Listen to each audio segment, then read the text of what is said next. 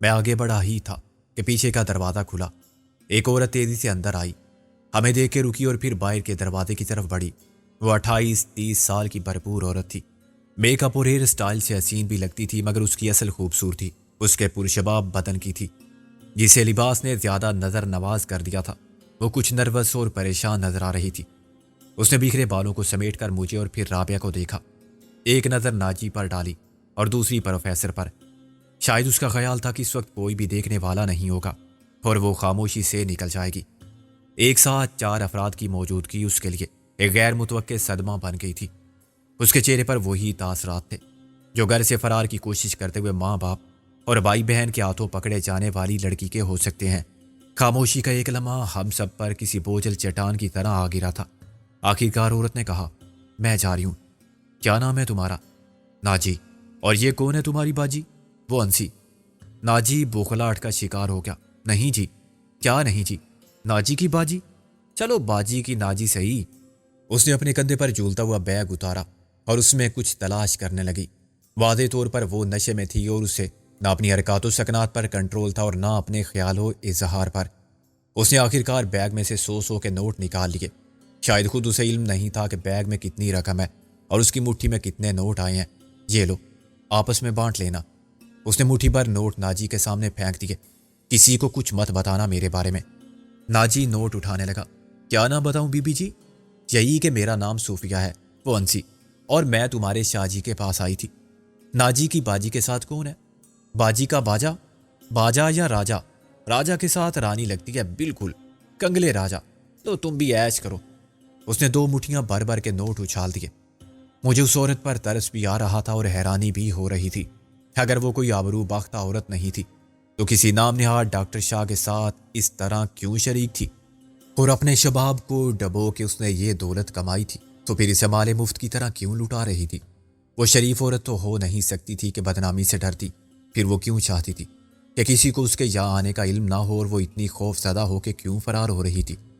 نشے میں ہونے کے باوجود اسے اتنا ہوش یقیناً تھا کہ وہ افشائے راز کرنے والی زبانوں کو عہد خاموشی کی قیمت چکانا نہیں بھولی تھی۔ کسی دولت مند کے عشرت قدے سے رخصت ہونے والی جسم فروش عورت دیکھنے والوں کو رشوت دے کر مجبور نہیں کرتی کہ وہ اس کے آنے جانے کا ذکر کسی سے نہ کریں۔ اس نے رشوت کسی اور سے زیادہ سنگین جرم کو چھپانے کے لیے دی تھی۔ مجھے یا رابعہ کو کچھ بولنے کا موقع ہی نہیں ملا تھا اور میں نے اس کی ضرورت بھی محسوس نہیں کی تھی۔ میں خاموشی سے تماشا دیکھ رہا تھا اور سوچ رہا تھا کہ وزیر خان خیراتی ہاسپٹل میں اور کیا کچھ نہ ہوتا ہوگا۔ ابھی میں نے صرف ٹریلر دیکھا تھا، مگر میں پوری فلم کا اندازہ کر سکتا تھا۔ صوفیہ کسی بگولے کی طرح باہر نکلی تو ناجی نے دانت نکالتے ہوئے کہا، نشے میں تھی۔ ہم کب پاگل کہہ رہے ہیں؟ میں نے کہا، نشہ تو تمہیں بھی ہو رہا ہے، اتنے ڈھیر نوٹ دے کر۔ اٹھا لو یہ سب۔ سب اٹھا لوں؟ اس نے ہونٹوں پر زبان پھیری۔ میں نے نیچے جھک کر ایک کارڈ اٹھا لیا۔ ہاں سب، مگر دیکھو، جو وعدہ تم نے صوفیہ سے کیا ہے اور خم سے کیا ہے اس پر قائم رہنا۔ کسی کو کچھ بھی پتہ نہیں چلنا چاہیے۔ اس نے سر ہلایا۔ اب نکل جائیں آپ بھی، ایسا نہ ہو کہ ڈاکٹر شاہ آ جائیں، وقت ہو گیا ہے۔ میں نے کہا، وقت پورا ہو گیا ہے شاید، یہ ہو سکتا ہے ناجی کہ ڈاکٹر شاہ نہ آئیں۔ رابعہ نے کہا، پھر انجیکشن کون لگائے گا آج؟ ناجی نوٹ سیدھے کرتا رہا۔ اس کی فکر نہیں، ایک رات نہ صحیح، ہر ضرورت پڑنے پر میں بھی یہ کام کر لیتا ہوں۔ انجیکشن لگانا کیا مشکل ہے؟ اچھا، کس چیز کا انجیکشن لگاتے ہو تم؟ کوئی دوا ہوتی ہے، اس نے بے پرواہی سے کہا۔ رابعہ اور میں باہر آ گئے۔ دروازہ بند ہونے سے پہلے رابعہ نے پروفیسر کو مسکرا کے ہاتھ ہلایا۔ ہم تنگ بدبودار تاریک سرنگ جیسی گلی سے گزرے اور جب ہاسپٹل کے سامنے والے حصے میں طلوع ہوئے تو میں نے گہری سانس لی۔ اف، یہ ہاسپٹل تو واقعی پاگل خانہ ہے، میرا تو دماغ گھوم گیا ہے۔ یہ سب کیا تھا سکندر؟ رابعہ بولی۔ میں نے کہا، پاگل ہو جاؤ گی اگر سوچنے لگی۔ سوچنے کی تو بات ہے نہیں، آج اندازہ ہو گیا، کل دیکھ لیں گے کہ یہ سب کیا تھا۔ رابعہ نے گاڑی کا دروازہ کھولنا چاہا تو حیران ہوئی، دروازہ کھلا ہوا تھا۔ شاید میں ہی لاک کرنا بھول گئی تھی۔ میرا ذہن اب ہاسپٹل سے زیادہ ان مسائل میں الجھا ہوا تھا جن کا حل تلاش کرنے ہم یہاں آئے تھے، مگر یہاں نہ پیڈرو ملا تھا اور نہ اس کی طرف سے کوئی پیغام۔ ہاسپٹل کے معاملات ایسے تھے کہ ان سے بعد میں بھی نمٹا جا سکتا تھا۔ صورتحال کسی حد تک مجھ پر آیا ہو گئی تھی، اور اچھی بات یہ تھی کہ ذاتی طور پر یا ناجی باولے کی غلطی کے باعث ایسا ہوا تھا، تاہم اس بارے میں یقین سے کچھ کہنا بھی مشکل تھا۔ خود دلاور اس فن میں کمال رکھتا تھا کہ حقیقت کو فریب نظر بنا دے اور جھوٹ کو سچ کے پیراہن میں یوں پیش کرے کہ ہم جیسے بال کی کھال نکالنے والے اور خود کو بہت ہوشیار سمجھنے والے بھی ٹامک ٹوئیاں مارتے نظر آئیں۔ پیڈرو کا طے شدہ وقت اور مقام پر نہ آنا احتیاط کا تقاضا بھی ہو سکتا تھا۔ اسے خوف بہرحال ہوگا کہ کہیں ہم اپنی طاقت کے ساتھ اس کی سازش کے کلے کو مسمار نہ کر دیں اور دلاور کو چھڑانے کے چکر میں وہ خود بھی جنگی قیدی نہ ہو جائے۔ عدم اعتماد کی یہ فضا تو دونوں طرف تھی، مگر دلاور جیسے سپہ سالار کی عدم موجودگی میں غنیم کے لشکر کا حوصلہ زیادہ پست ہو گیا تھا۔ اپنی سر توڑ کوشش کے باوجود اور دن رات ایک کر کے بھی وہ یہ سراغ لگانے میں ناکام تھے کہ دلاور کو ہم نے زمین آسمان کے درمیان کس زندہ میں ڈال رکھا ہے۔ اس بات کا کبھی امکان تھا کہ پیڈرو نے چھپ کے دیکھا ہوگا اور اسے یقین آ چکا ہوگا کہ رابعہ کے ساتھ واقعی صرف ایک ڈرائیور اور باڈی گارڈ آیا تھا۔ اب وہ ملاقات کے لیے نئی جگہ تجویز کرے گا اور مطمئن ہو جائے گا کہ دھوکے یا تصادم کا امکان نہیں تو سامنے بھی آ جائے گا۔ ہم تقریباً آدھا گھنٹہ اندر گزار کے آئے تھے اور آدھا گھنٹہ رابعہ کی لال فاکس ویگن ہاسپٹل کے سامنے موجود رہی تھی۔ یہ گاڑی خود رابعہ کی شناخت تھی۔ شہر میں بلا شبہ ایک نہیں سینکڑوں ایسی گاڑیاں تھیں، مگر ایسا دھمکتا ہوا شوخ لال رنگ میں نے کسی کا نہیں دیکھا تھا۔ اس عرصے میں پیڈرو کہیں دور بیٹھا جائزہ لیتا رہا ہوگا کہ فاکس ویگن میں سے بعد میں کتنے شکاری برآمد ہوتے ہیں، یا اس گاڑی کے پہنچنے کے کتنی دیر بعد MRS کے کمانڈوز آتے ہیں، مگر ایسی کوئی بات نہیں ہوئی تھی۔ جب رابعہ نے کہا، یہ دیکھو، تم کدھر دیکھ رہے ہو؟ میں نے اسے دیکھا۔ یہ کیا ہے؟ یہ سیٹ پر رکھا ہوا تھا۔ رابعہ نے ایک لفافہ مجھے تھما دیا۔ مخاطب مجھے کیا گیا ہے؟ ڈیئر مس رابعہ۔ رابعہ کی جگہ صرف آر۔ تم نے پڑھ لیا؟ کیا لکھا ہے؟ یہی کہ ویری سوری، میں آج رات نہ آ سکا، خیر بہت جلد ملاقات ہوگی، میں فون کروں گا، تمہارا پی۔ الو کا پٹھا، ڈیئر مس آر کی اولاد، میرے سامنے آئے نا تمہارا پی۔ میں نے کہا، بس جل گئے؟ میں نے کہا، تمہارے لیے اس قسم کے خطاب اور الفاظ ادا کرنے کے جملہ حقوق میرے نام محفوظ ہیں۔ تحریر کس کی ہے؟ کسی کی نہیں۔ رابعہ نے خط میرے سامنے کر دیا۔ روایتی مجرمانہ انداز میں اخبار یا رسالے میں سے طبع شدہ الفاظ اور جملے کاٹ کر سادہ کاغذ پر چپکائے گئے تھے تاکہ کسی کی تحریر کو شناخت نہ کیا جا سکے، اور مضمون بھی ایسا تھا کہ لگتا تھا ظالم سماج کی نظروں سے چھپ کر دو محبت کرنے والوں کی کہانی ہے۔ میں نے دروازہ یقیناً لاک کیا تھا، مجھے عادت ہے، ایسا کبھی نہیں ہوا کہ میں نے اترنے کے بعد دروازہ کھلا چھوڑ دیا ہو۔ غیر شعوری طور پر سب گاڑی والے یہی کرتے ہیں۔ بعد میں کسی نے لاک کھولا ہوگا۔ میں نے کہا، تمہیں اب ڈور لاک بدل دینا چاہیے، پرانا ہو گیا ہے۔ رابعہ نے ادھر ادھر نگاہ دوڑائی۔ اس کا مطلب ہے کہ یہاں تک تو وہ پیچھے بھی تھے، یہ دیکھنے کے لیے کہ ہم نے کس حد تک وعدے کی پابندی کی ہے۔ میں نے کہا، کیا پتا وہ اس وقت بھی چھپ کر ہمیں دیکھ رہے ہوں۔ رابعہ نے خط کو ڈیش بورڈ پر ڈال دیا۔ مگر ہم انہیں کہاں دیکھیں؟ میں نے کہا، ایک منٹ ٹھہرو، میں گاڑی کو چیک کر لوں۔ تم کیا دیکھو گے یہاں اندھیرے میں؟ میں نے چابی لے کر پیچھے انجن پر نظر ڈالی، مگر ظاہر ہے یہ سرسری نگاہ کچھ نہیں بتا سکتی تھی۔ کوئی بہت بڑی چیز تو انجن کے جانے پہچانے پرزوں میں الگ نظر آ سکتی ہے، مگر 250 گرام کا تباہ کن مادہ جو گاڑی کے پر خچے اڑا دے، چھوٹا سا ڈائنامائٹ جو الیکٹرک سپارک سے متحرک ہو جائے، یا ٹائم پیس جتنا بم تو کہیں بھی لگایا جا سکتا ہے، اور لگانے والا فنکار ہو تو اسے دن کے اجالے میں بھی تلاش کرنا مشکل ہوتا ہے۔ میں نے بونٹ بند کیا اور ڈیکی میں دیکھا، لیکن آگے اسپیئر ویل اور جیک وغیرہ کے سوا کچھ نہ تھا۔ میں نے رابعہ کو اشارے سے واضح کیا کہ شاید وہ مائکرو فون لگا گئے ہوں گے۔ چلیں جی، اللہ مالک ہے، میں نے ڈرائیونگ کی سیٹ پر بیٹھ کر کہا۔ رابعہ نے کہا، ہاں، ہماری نیت تو صاف تھی، ہم تو چاہتے ہیں کہ آج ہی بات ہو جائے، مگر وہ بزدل ہیں، ڈرتے ہیں، خواہ مخواہ۔ جھوٹا اور مکار آدمی کسی پر آسانی سے اعتبار نہیں کرتا جی۔ میں نے گاڑی سٹارٹ کرتے ہی اپنا لہجہ بدل لیا۔ اب کدھر جانا ہے؟ واپس۔ رابعہ نے کہا، تمہیں آفس میں ڈراپ کر کے میں گاڑی لے جاؤں گی۔ ہم نے راستے میں ایسی کوئی بات نہیں کی جس سے یہ ظاہر ہوتا کہ ہم نے ہاسپٹل کے اندر جا کے بہت کچھ دیکھ لیا ہے اور سن لیا ہے، جس سے ہم پر ہاسپٹل کی آڑ میں ہونے والے لرزہ خیز مجرمانہ راز افشا ہو گئے ہیں، اور اب ہم اپنے طور پر فیصلہ کر چکے ہیں کہ پس پردہ ہونے والی پوری اسرار سرگرمیوں کو بے نقاب کرنا ہمارا اخلاقی و قانونی معاشرتی فریضہ ہے۔ کم سے کم مجھے اس انکشاف نے سخت جذباتی صدمہ پہنچایا تھا کہ وزیر خان کے نام پر قائم ہونے والے رفاعی ہاسپٹل میں بیماروں کو شفا نہیں ملتی، وہاں تو ایک عقوبت خانہ قائم ہے، وہ جگہ جیل خانے سے بدتر ہے۔ جیل خانے میں مجرم پہنچتے ہیں اور انہیں کسی قانون اور ضابطے کے مطابق نظام انصاف کے تقاضے پورے کرنے کے بعد اپنے جرم کی سزا کاٹنے کے لیے وہاں بھیجا جاتا ہے۔ یہاں تو بظاہر بے ضرر اور معصوم لوگ ایک کبھی ختم نہ ہونے والی قید کاٹ رہے تھے۔ پتہ نہیں ان کا کیا جرم تھا، شاید کوئی جرم نہ ہونا ہی ان کا جرم تھا۔ میری طرح وہ بھی حالات کی سازش کا شکار ہوئے تھے، فرق صرف یہ تھا کہ وہ کمزور تھے اور شکاری ان کے مقابلے میں زیادہ طاقتور، یا وہ سادہ لو تھے اور شکاری زیادہ عیار۔ دنیا میں سب شکاری ہیں۔ ڈارون کے نظریہ ارتقاء کے مطابق جو حالات کا مقابلہ نہ کر سکے وہ معدوم ہو جاتا ہے۔ علامہ اقبال نے بھی یہ بات یوں کہی تھی، ہے جرم میں ضعیفی کی سزا مرگ مفاجات۔ مجھے نہیں معلوم کہ راستے پر رابعہ نے مجھ سے کیا باتیں کی تھی اور میں نے کیا جواب دیا تھا۔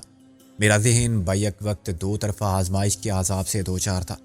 مجھے نازو کی فکر تھی تو غالب پر غصہ تھا کہ اس نے خود کو گرفتاری کے لیے پیش کرنے کی جذباتی حماقت کا ارتکاب کیوں کیا۔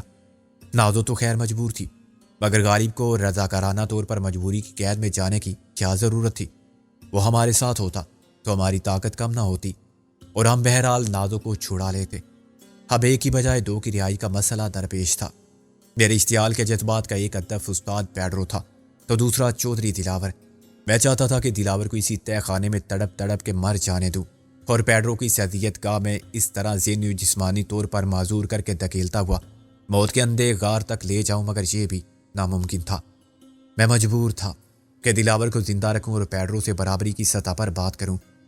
میں نے آفس بلا کے نیچے گاڑی روکی اور بند کر دی۔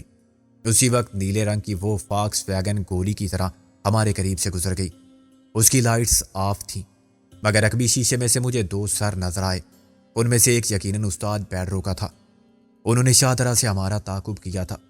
اس خیال نے مجھے پریشان کر دیا کیونکہ سارا راستہ میں نے ایک بار بھی سمکاں پر غور نہیں کیا تھا اور پیچھے دیکھنے کی ضرورت محسوس نہیں کی تھی۔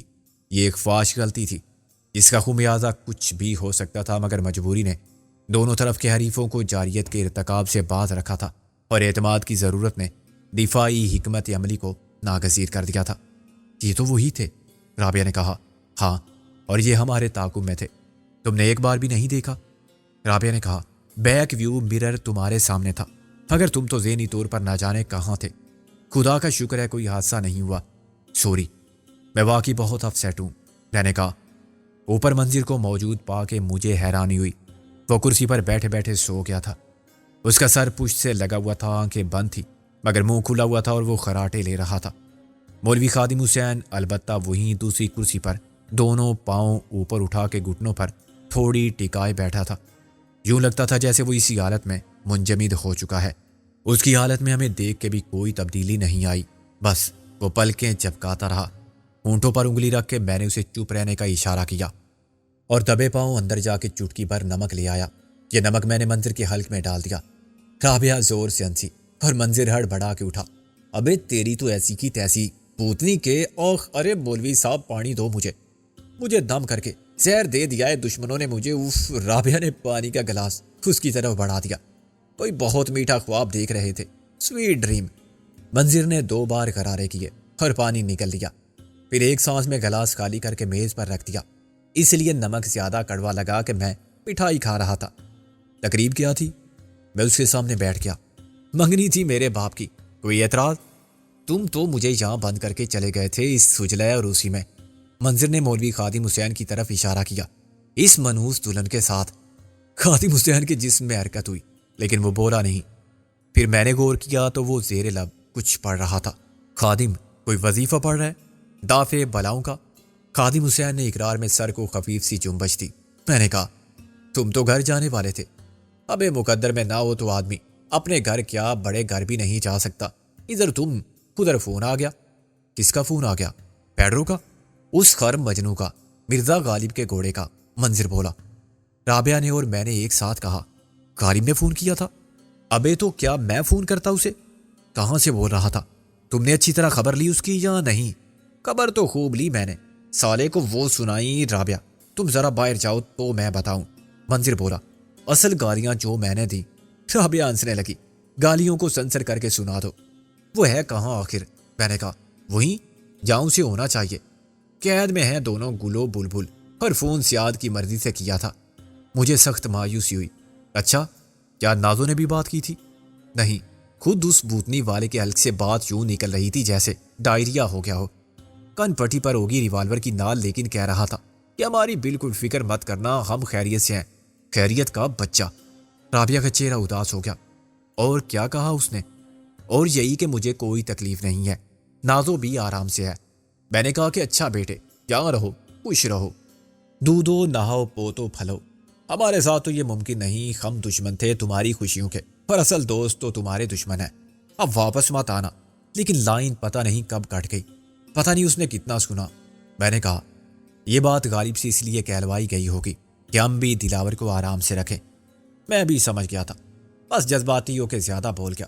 ساری باتیں انہوں نے سنی ہوں گی، جو بھی وہاں ہوں گے۔ میں نے ریسیور رکھا ہی تھا کہ پھر گھنٹی بجی، پھر کسی نے تمہارا پوچھا کہ سکندر بخش سے بات کرنی ہے۔ میں نے کہا کہ آپ کی والدہ ماجدہ نے بلایا تھا اسے، وہیں ملاقات کر لو بوتنی کے۔ بے غیرت ہنسنے لگا اور بولا کہ وکیل صاحب، اسے کہاں غائب کیا ہے آخر؟ مدت سے درشن نہیں ہوئے۔ میں نے کہا کہ یہاں آؤ تو میں تمہیں ایک اور چیز دکھاؤں، تمہاری تسلی ہو جائے گی۔ وہ کہنے لگا کہ رابعہ کا گزارا آج کل کیسے ہو رہا ہے؟ رابعہ کا چہرہ کانوں تک سرخ ہو گیا۔ میں نے کچھ اور سنائی تو بہت ہنسا۔ کہنے لگا کہ اس کو بتا دینا آج شاید ملاقات نہ ہو، کل ملیں گے اگر خدا لایا، وقت اور جگہ وہی۔ پھر اس نے فون بند کر دیا۔ میں نے اس حرام زادے کی آواز پہچان لی تھی، حالانکہ وہ آواز بدل کے بول رہا تھا۔ استاد پیڈرو، ہاں تم ملے تو نہیں ہوگے اس سے؟ میں نے کہا نہیں، یہ پیغام ملا ہے البتہ۔ منظر نے رابعہ سے خط لے لیا۔ اچھا، پھر تم اتنی دیر کہاں رہے؟ میں تو مجبور تھا یہاں بیٹھنے پر۔ یہ مولوی خادم حسین تو بالکل شتر مرغ ہے، جو خطرہ دیکھ کے ریت میں منہ چھپا لے، خطرہ ٹل جائے تو سر اٹھا کے چلنے لگے۔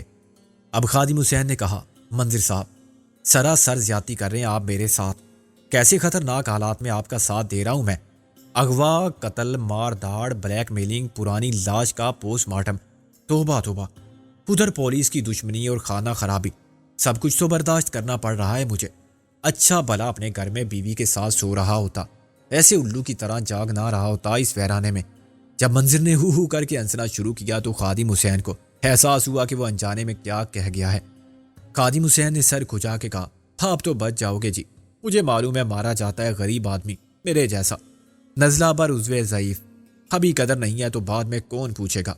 رابعہ نے کہا، سچ تو کہہ رہا ہے بیچارہ، بلایا تھا صرف مترجم کے طور پر اور ساتھ دے رہا ہے ہر مصیبت میں۔ میرا خیال ہے خادم حسین سے کہ تھکن سے تمہارے اعصاب متاثر ہو رہے ہیں، تم اندر جا کے سو جاؤ۔ مولوی افسوس سے سر ہلانے لگا، آپ بھی کم سنگ دل نہیں ہیں جی، معاملہ اعصاب کا نہیں پیٹ کا ہے، خالی پیٹ آدمی کو بلا نیند آ سکتی ہے؟ قسم لے لیں جو دوپہر سے اب تک ٹھنڈی سانسوں کے سوا کچھ گیا ہو پیٹ میں بھوک سے دوڑنے والے چوہے تک نڈال پڑے ہیں اور آپ کہہ رہی ہیں سو جاؤ۔ کتنا اچھا ہوتا اگر آدمی کا گزارا صرف نیند پر ہی ہو جاتا۔ ہم سب کو بے اختیار ہنسی آ گئی۔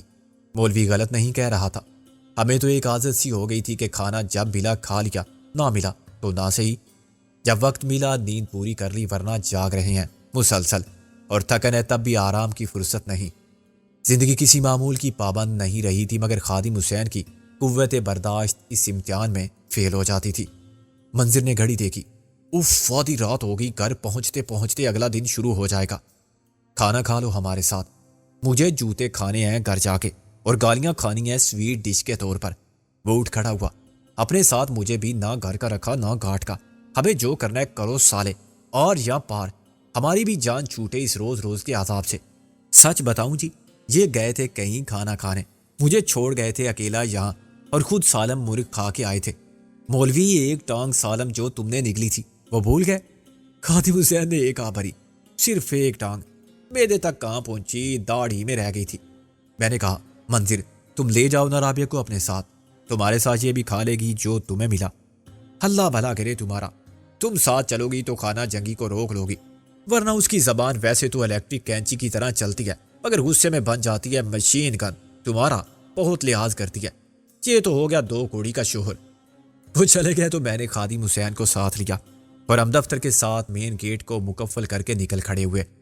مجھے خیال آیا کہ اس عمارت کے چوکیدار کو ان افیشل چھٹی پر گئے 1 مہینے سے زیادہ ہو چکا ہے۔ مجھ سے وہ 2-4 دن کی رعایت لے کر گیا تھا، 2 اور 4 کو جمع کرنے سے بھی 6 دن ہی بنتے ہیں۔ ایسا لگتا تھا کہ وہ اب تک اپنی فیملی سے دوری کی ساری کسر پوری کرے گا۔ اگر میں نے ڈیل دی اور اس نے محسوس کیا کہ اس کے نہ ہونے سے بھی فرق نہیں پڑا تو وہ مہینے میں 1-2 بار چکر لگا جائے گا، لیکن تنخواہ پوری لے گا۔ خیر، جب تک کچھ نہیں ہوتا ایش کرے، کوئی بات ہوگی تو خود ہی پکڑا جائے گا۔